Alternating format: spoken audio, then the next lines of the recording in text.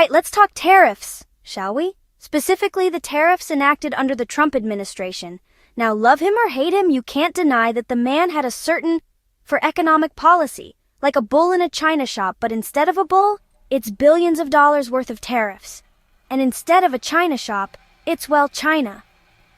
The Trump administration laid out 5 main goals for these tariffs, ranging from shrinking the trade deficit to bringing back good old American manufacturing.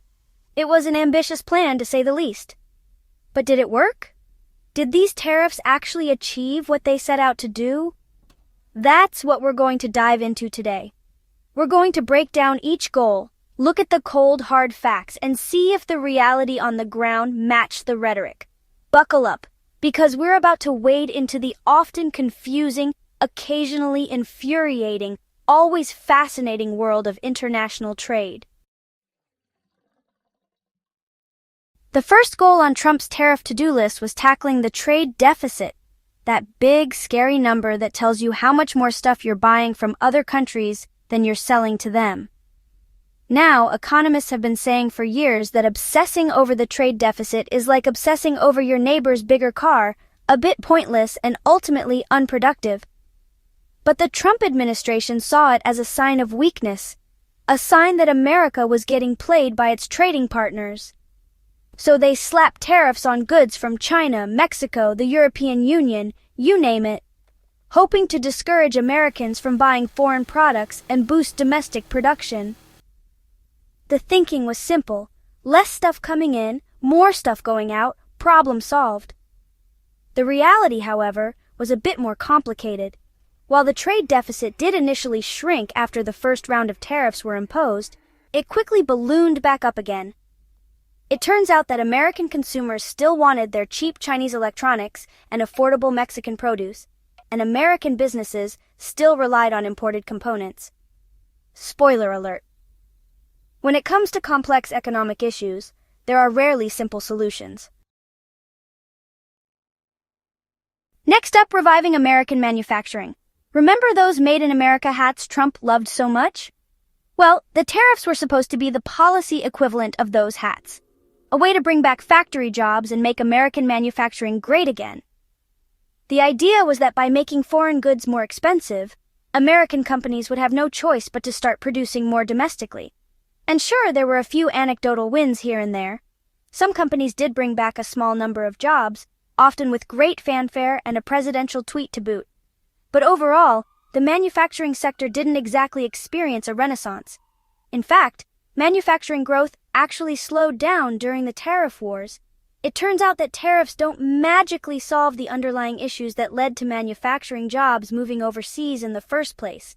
Things like automation, global supply chains, and, basic economics. Turns out those Made in America hats were made in China anyway. Alright, let's talk about China. No discussion of Trump's trade policy would be complete without mentioning the trade war with China. The Trump administration argued that China engaged in unfair trade practices, stealing intellectual property, dumping cheap goods on the market, manipulating its currency, the whole 9 yards. The tariffs, they argued, were a way to force China to the negotiating table and change its ways. It was a high-stakes game of economic chicken with billions of dollars and the fate of the global economy hanging in the balance. So, did China blink? Did they cry Uncle Sam and agree to all of America's demands? Well, not exactly. While China did agree to some minor concessions as part of a trade deal, the fundamental issues remained largely unresolved. And in the meantime, the tariffs ended up hurting American businesses and consumers more than they hurt China. It's almost as if starting a trade war with a global economic superpower might have some unintended consequences. Who could have predicted that? Now, this next one might be the most baffling of them all. The Trump administration argued that some tariffs, particularly those on steel and aluminum, were necessary for national security. Yes, you heard that right. National security. Because apparently nothing says protecting our nation from foreign threats like making it more expensive to buy steel for bridges and aluminum for beer cans. The logic here, if you can call it that, was that relying on foreign countries for these materials made America vulnerable, But here's the thing, most of the countries that the US imports steel and aluminum from are close allies, like Canada and the European Union. You know, the kind of countries you'd think would have America's back in a time of need. So the tariffs ended up alienating allies, raising prices for American businesses, and doing very little to actually improve national security. It's almost as if using national security as a flimsy excuse for protectionist policies might be a bad idea. Last, but not least, let's talk about money. One of the arguments in favor of tariffs is that they generate revenue for the government. And it's true, they do. When you slap a tax on imported goods, that money goes straight to the government's coffers. The problem is that money doesn't just magically appear out of thin air.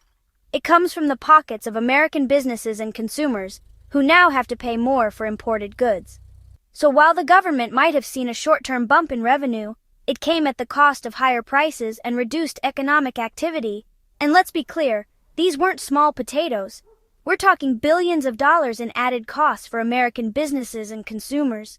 It's almost as if there's no such thing as a free lunch, even when it comes to tariffs. So after all that, where do we stand? Did Trump's tariffs achieve their stated goals? Well, it's complicated. The trade deficit didn't really budge, manufacturing didn't exactly boom, China didn't fundamentally change its ways, national security wasn't magically enhanced, and while the government did get some extra cash, it came at a steep price for everyone else. The truth is, tariffs are a blunt instrument. They can have unintended consequences, and they often hurt the very people they're supposed to help. In the end, the tariff wars of the Trump era serve as a cautionary tale, a reminder that there are no easy solutions to complex economic problems. So, were the costs worth the outcomes? That's for you to decide.